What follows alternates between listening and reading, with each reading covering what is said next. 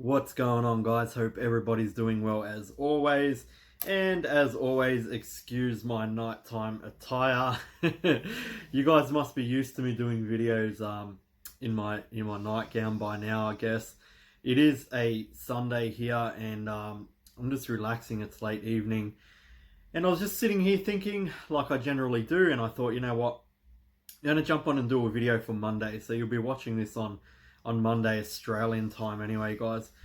Um, so I was thinking about a few things, and truly more so about the psychological effects that human beings encounter when they choose to become. And it's a little bit blurred there. When they choose to become entrepreneurs. Now, there's so much mental anguish when you become an entrepreneur, and there's so much that you need to learn to deal with and overcome, and obstacles and things that come your way. And it's extremely hard because it actually goes against human nature, right? So I like to delve into the realms of neuroscience and psychology and things like this. And psychology and neuroscience go hand in hand, really. The art of psychology is essentially trying to understand human thought patterns and the reasonings behind human actions. And neuroscience is like being able to measure a quantifiable response to those thought patterns and actions. So it's a very intriguing thing, especially in entrepreneurs, because all human beings, we have this thing called a negativity bias, where we tend to find and seek out the negative in almost every interaction we have in our lives. And, you know, that's why when you'll see something fantastic happen, like really good for humanity, there's always people trying to find a downside. An example would be Elon Musk and what he's doing for the world and trying to go interstellar. But if you jump onto his interplanetary, if you jump onto his Twitter and you just read the comments, you're going to see thousands of negative posts. And it's always generally about, why don't you help, the starving people in the world now? Why don't you help this, help that, help this? Elon Musk has done so much more for humanity than most people ever have, but it's still not good enough for our negativity bias that we all hold. Guys, look, did you know that to outweigh one negative thing in your life, you need to have 5 positive things happen? Now, it's not the same for every single person, but this is pretty much like a measurement in general, like a statistic, really. So what does that mean? Especially for business and entrepreneurs, we're going to encounter negative things all the time, and it's extremely easy, right? It's actually in our nature for us to hold on to that negativity and let that weigh us down. But the thing that I like to do, and you hear a lot of really the self-help type gurus, right, talk about gratitude. Yeah. And not many people really understand what that means when they say practice gratitude every morning. Practice gratitude. Gratitude for what? Gratitude for my family. Gratitude for the life that I was dealt, even though it's difficult. Gratitude for being alive. Gratitude for oxygen and the beautiful things outside. None of these things will truly help you, right? What you really need to do is latch on to some real tangible gratitude. So let's see if we can come up with an example. If say in your business, right, let me come up with an example actually that's happening in my business. We had a lead problem, okay? And this lead problem is like devastating. It could be the end of this entire coaching business that I have.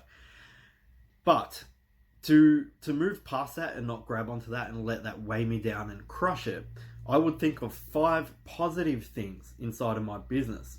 And these are the things that I'm grateful for. And you need to be extremely, to the point. You need to understand and grab onto these things specifically. Truly think about it. Write it down on a piece of paper. Focus on it. Ponder over it, right? Each step, do 1 to 5 on there and really think about it.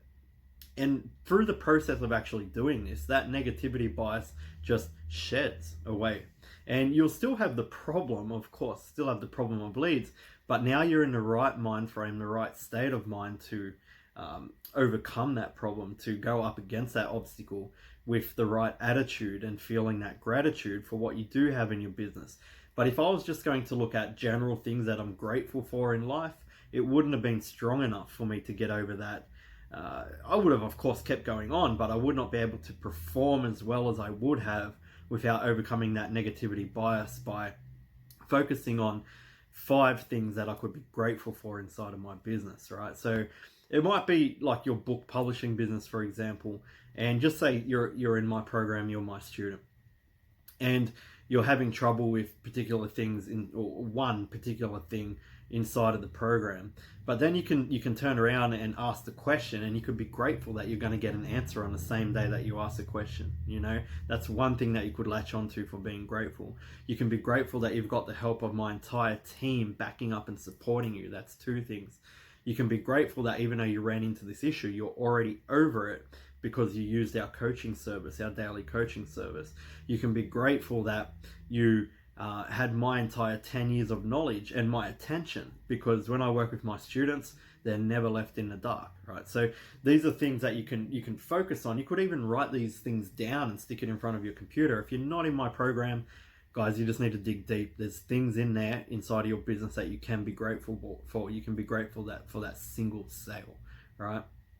So I just wanted to really sort of talk about that, because negativity bias, latching onto the negative facts inside of your business, is something that sets so many people back, guys. And you guys would notice I very rarely, I've got a whole bunch of videos on YouTube that show strategy. Anyone can show you strategy. What I like to talk about is the things that will actually help you succeed in life, right? And if you can become better at life, you will become better at business. It just goes hand in hand, guys. So another thing is, and this is something that I'm huge on, right, is not having a plan B. And that might sound a bit crazy, right?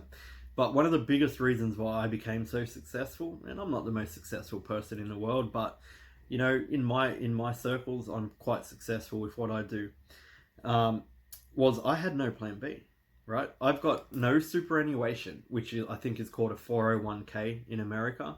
I've got no money set aside for retirement. And this lack of having a plan B really forced me into making plan A work. And I did this on purpose because I understood the psychology behind this. Now, most of the time, if you have a plan B, you're very, very highly likely, it's very probable that you will fail at plan A, because you feel like you have something to fall back on. I still remember when I was growing up, my father, he wanted me to get a trade. And a trade is, in your country, it might be something different, but what a trade essentially means is become a builder, do a 4-year apprenticeship that we have here and get paid peanuts as a young man to be able to get my certificate to say, hey, I'm a builder. And then anything in life that I do, if I fail at, I could have always fallen back. And this is the exact words that my father used, and most Aussie kids here. You can fall back on your trade, right? That's the exact words. And you know what? I did 2 years of that trade when I was not extremely young, but just out of high school. And very quickly I realized I don't want a plan B. I don't want to put money aside to retire like everybody else. I'm going with plan A, and I'm going all the way. Because psychologically, guys, and you might not think, a lot of people think it's intelligent to have a plan B, but the truth is, you're setting yourself up for failure if you have a plan B. You need to go all in with plan A and understand deep down in the never regions of your mind that there is no plan B. Plan A must work. And there's stats and everything to confirm what I'm saying here, guys. There's a lot of studies that have been done to confirm what I'm saying here. So yeah, essentially, right, we want to get past our negativity bias. We want to ensure that we have no plan B. And a third thing that I wanted to talk about today is expectations, right? Now, I hold my students at a high level of expectation. And there was a study done back in the 60s. I can't remember the name of it.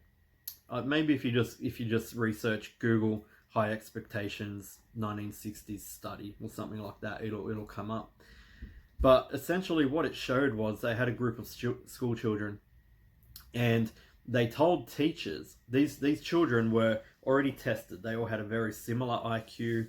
None of them had any advantage over the other. And they wanted to ensure that these children were on a level playing field. And then they told teachers, new teachers that were positioned with these children, that a certain amount of these children had a really high expectancy of doing great things, right? And then they told the other teachers that the other, like the focus group, I guess, had a real low expectancy of doing great things with their lives. And it turns out, guys, 100% of the time, the students that the teachers that were told that the students had the high expectation of doing great things actually went ahead and did great things, right? So it tends to be like this. If there's high expectations thrust upon you, human beings tend to rise to the occasion. If there's low expectations, they don't rise, right? So it's very important, like if you feel like somebody may be being hard on you, or your coach may be being hard on you, you might feel like they're just assholes, right? But if they're a good coach and they understand a little bit of this psychology, perhaps, just perhaps, the reason why they're being a little bit hard on you and expecting more from you, expecting you to actually like work inside of your business and try to understand and think like a business person and not just always ask for the answers, is because they want you to rise to the occasion. And if they consistently just hand you the answers all the time, you're never going to rise.